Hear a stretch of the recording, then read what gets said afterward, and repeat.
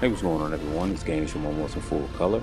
Today's video I wanted to show Kina, Bridge of Spirits running on my ROG Ally using both GeForce Now Ultimate and playing it on local hardware. We will be looking at it running on GeForce Now at 4K 120 FPS, locally at 1080p 30 FPS,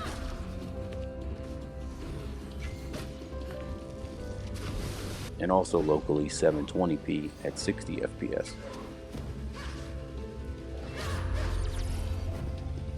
Now, first of all, I want to say that the goal of this video is not to put down playing on a handheld device locally. The goal of this video is just to show how these two tools can work in unison to provide players with great experiences depending on what their current situation is at the moment.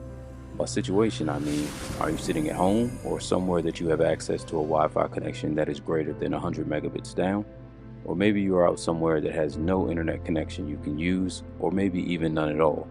If so, then playing locally can definitely be a great way to still enjoy your games on the go when you don't have an internet connection suitable for GeForce Now Ultimate. But if you are somewhere, let's just say at home for now, that has a very good Wi-Fi connection with ample download speeds for GeForce Now, then maybe this video can help point out a lot of benefits pairing GeForce Now with the Ally can bring you in that situation. One of the biggest issues playing locally is always trying to balance getting the best performance you can while also being mindful of how much juice you are pulling from the battery, because the better the performance, the more power you need to use on these handheld devices, and that usually leaves you with around an hour to an hour and a half of playtime, especially on AAA titles. In our first scenario, let's say you're sitting at home with a great Wi-Fi connection.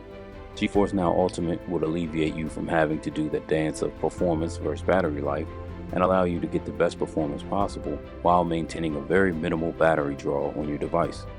You can see here we're playing Kina at 4K 120 FPS, and our battery draw on the Ally is right at about 15 watts. Also remember that we are using Bandicam to record our gameplay footage in the background at the same time, so if we remove that, you would get even less of a draw on the battery while playing. Usually it hovers around 9 to 10 watts of total draw on the battery in these situations, since you can have the Ally set to silent and have your APU set to 10 watts, while also activating battery saving mode in Windows 11 as well. This combo keeps you in about single digits of battery draw depending on your screen brightness and what resolution you have the screen set at on the Ally.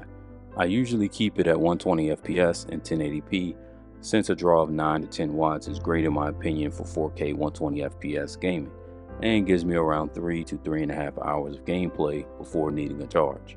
I find the majority of my handheld gaming is done in my own home, when I don't feel like being tied to my gaming desk or just want to play games in a different area of the house, possibly even outside if it's a nice day. So instead of me playing my games on low settings, a lower FPS of 30 to possibly 60 in some cases, and also really being limited to under 2 hours of gameplay, it just seems using GeForce Now would be a lot better option in that scenario.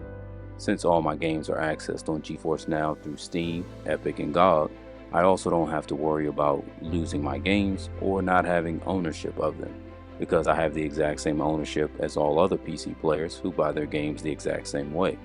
So really there is no downside in my opinion. Now in our second scenario, this time you are away from home and without any internet access to use GeForce Now. Now is the time to lean on the local hardware and still play your games as you normally would, just at a lower frame rate and resolution. That is always one of the biggest issues people have with cloud gaming like GeForce Now, is what happens if there is no internet. I don't want to lose my ability to play the games I bought, so you using the Ally, you don't have that issue at all, since you can play those games locally without an internet connection, of course as long as the game itself doesn't require one to play. Here you can see we have Kina playing at 1080p 30 FPS, and even though it may seem jarring at first, your eyes will adjust to the slower frame rate as you keep playing. Now depending on what you are watching this video on, whether it is a big monitor or a cell phone, the decrease in graphical fidelity will either seem huge, like on a big monitor, or not that bad if you're watching on a smaller screen, like a cell phone. Since the Ally has a smaller screen, similar to the Switch or Steam Deck, it helps hide those imperfections while you're playing, since it isn't blown up to a big screen. So that 1080p at low settings will not seem as bad when played on the Ally screen. Now, if you wanted to get a better frame rate, because maybe 30 FPS just isn't for you, We can also get right at about 60 FPS if we bump things down to 720p and low settings. Even with the lower resolution, the small screen does a good job of hiding the imperfections yet again, but of course they are noticeable. Just not horrible in my opinion, and playing at a smoother 60 FPS usually is a better trade-off. So that is why I always say that GeForce Now Ultimate and handheld gaming really go hand in hand together in a symbiotic relationship. Each can alleviate the shortcomings of the other in situations where one is out of its element, so to speak.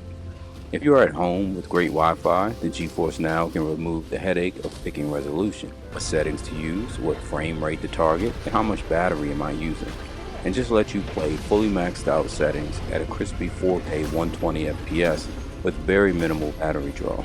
Then, when you have no internet and GeForce Now is not even an option, you still have the local hardware on your handheld to step up and keep the game going in the meantime.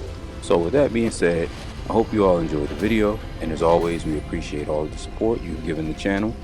Catch you on the next one. Peace.